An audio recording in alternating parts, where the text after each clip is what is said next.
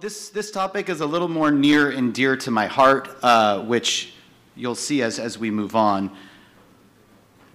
My disclosures are the same. So we have a problem in the United States, but it's actually not the United States alone. BCG is our therapy of choice for non-muscle invasive bladder cancer.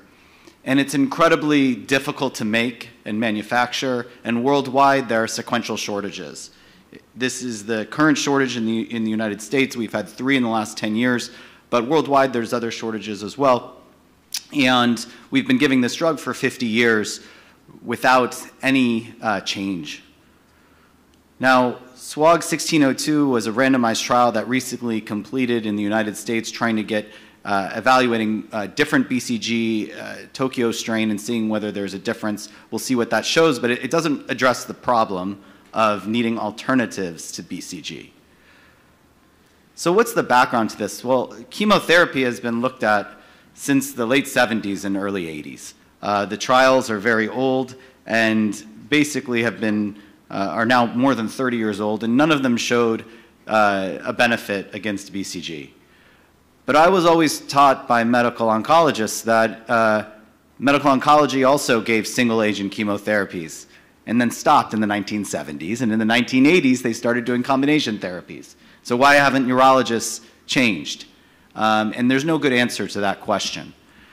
And so around 15 years ago, Michael Donald at University of Iowa and Jim McKiernan at Columbia University in New York and several others started testing combination chemotherapies. This was one effort which our group contributed to with the group at Iowa, looking at a retrospective series of gemcitabine and docetaxel for BCG unresponsive disease, and basically the retrospective data looked very impressive. The recurrence-free survival of 60% at 1 year and high-grade recurrence-free survival of 65% seemed to perform very well compared to many other modalities, and especially compared to single agents.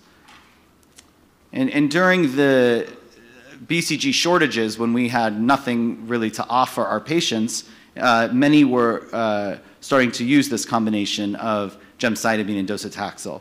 And this was another publication, retrospective, from that same group in University of Iowa that we at Hopkins contributed to, and demonstrated a 2-year recurrence-free survival of 82%, quite high for BCG-naive disease. We surveyed at this time the Society of Urologic Oncology to really understand, okay, this is a drug combination that's never been evaluated prospectively, but we have these shortages, and so many urologists in the United States were starting to use it, and this was about 4 years ago. And we said, how many of you are using it? And of the specialists who treated bladder cancer, over 70% were already using this combination in practice. And interestingly, already a quarter of urologists in the United States were using it as the primary treatment for BCG-naive disease in periods of BCG shortage. But there was a major problem. The major problem was that this was the level of evidence for this drug combination was all retrospective. There was no good trials. And there's a reason for that. These trials were generic. There was no industry sponsoring the trial, and so we had to understand, well, how do we start building evidence prospectively for this combination? And so this was, so in the last BCG shortage in 2019, we wrote a trial, a single-arm trial, just to prospectively look at these patients and give them gemdosi in a formal manner. So this was a phase 2 trial with a Simon's 2-stage design. We enrolled 26 patients. The primary endpoint was 3-month CR with a 12-month CR as our primary secondary endpoint. And actually, we report out the 12-month endpoint, not the 3-month, for a variety of reasons. And we had a number of key secondary endpoints. And these are our patients. The only finding I would want to show you is just that this was a group of patients who were very reflective of high-risk non-muscle invasive bladder cancer. So what I mean by that is over 50% had high-grade T1, many patients had CIS. It was very reflective. And this is our swimmer's plot from the trial that was recently completed, and we've presented this, and it's currently in the process of being published. And it demonstrated a 12-month CR of 88%, and a 3-month CR of 100%.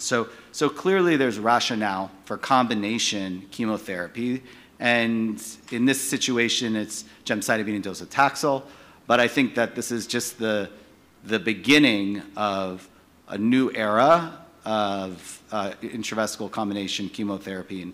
And the implications are also that probably we're in the middle of a new era of intravesical combination chemotherapy with systemic therapies in certain situations. And we can talk about that as well. In terms of the toxicity from our trial, we did demonstrate that about 20% of patients had grade 3 AEs. These were primarily admissions for pyelonephritis and infections. So now we've generated phase 2 data, but then how do we build the trial to really replace BCG? And especially because these drugs, once again, are generic, they've been used readily since the 1970s and 80s. So this is really the David versus Goliath. So we were able to gain National Cancer Institute funding through the Cooperative Group Network to build this trial. And so this is the trial that is currently ongoing that I'll be talking about. It's EA8212 Bridge, and it's a randomized trial of BCG versus gemdosi, with the primary endpoint being event-free survival. Event-free survival is essentially defined as a high-grade recurrence, progression, cystectomy, or death. And it really was a journey to getting this trial off the ground, approximately 3 years, and it recently opened in February of this year. Currently, we are open at over 100 sites. Over 30 sites have put a patient on.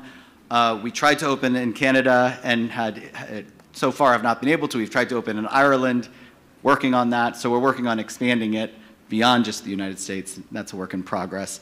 But we're accruing very well, over 180 patients thus far. We really anticipate this trial being hopefully around 2 years and having an answer to hopefully have a replacement for BCG. So what's the summary before I show you some exciting data from the lab? So phase 2 data demonstrates promising 12-month efficacy in a high-risk non-muscle invasive bladder cancer population. The grade 3 toxicities appear to be roughly comparable to BCG, but need to be assessed in a head-to-head format. In phase 3, EA8212 Bridge is ongoing, and more to come on that. But if this is true, what does the future imply? This is the present, but where should we be heading? And this speaks to some of our conversation earlier about biomarkers, urine, and tissue, but this is a major focus of my lab's efforts as we anticipate, okay, let's say the trial shows that gemdosi is non-inferior, is the same as BCG. How do we figure out which patient to give BCG to? How do we figure out which patient to give gemdosi to? So this is the current effort of our lab, and what we do is we have patients that have recurred with their bladder cancer. Before we have patients where we sequence their tumors before and after BCG and gemdosi, and we look at whether there are predictive or prognostic biomarkers of response. And when we compare BCG and gemdosi, we looked at, okay, whether there are immune signatures that might predict response. So we looked at immune signatures. Thus far, we have not found there to be any immune signatures that have predicted a response to BCG versus gemdosi in that way. We looked at different subtypes, molecular subtypes of non-muscle invasive bladder cancer. And once again, thus far, we have not found any differences in this subtype. Then we looked at the uromole classification. And the uromole classification is a classification system of molecular signatures for non-muscle invasive bladder cancer. And there are 4 classes. There's class 1, class 2A, class 2B, and class 3. And we started to see a difference between class 2A and class 2B between gemdosi and BCG.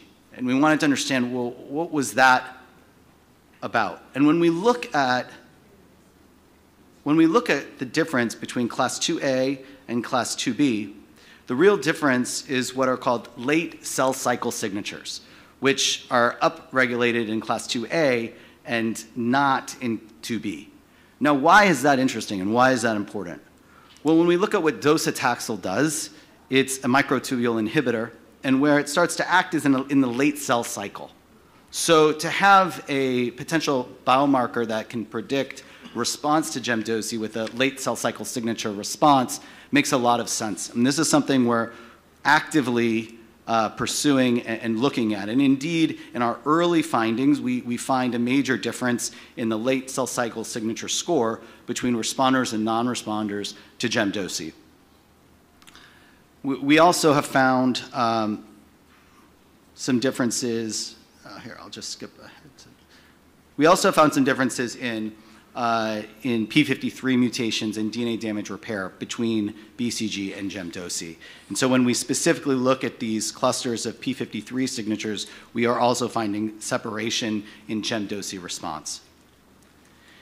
And so why is this important? Well, this is important because at the same time in which we're trying to build a trial to replace BCG, we understand that BCG, there's certain patients that will continue to need it and will respond better than whatever else we want to challenge it with, or at least that's an assumption. And really the future is likely going to be biomarker-driven decision choices.